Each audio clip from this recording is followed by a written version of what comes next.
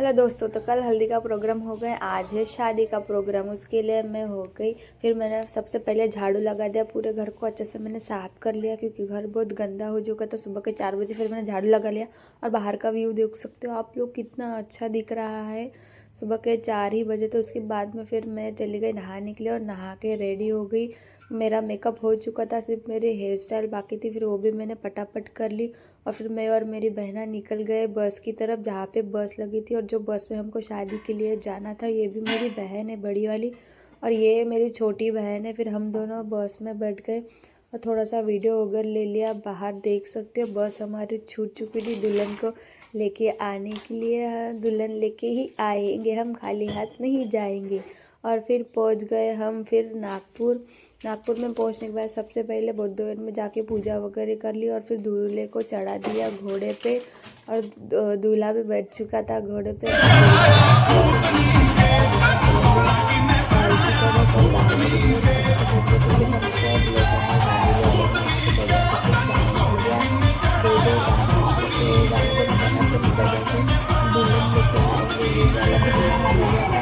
और फिर उसके बाद दूल्हे ने भी डांस किया, दूल्हे के घोड़े ने भी डांस किया क्योंकि दुल्हन को लेके आने वाले हैं।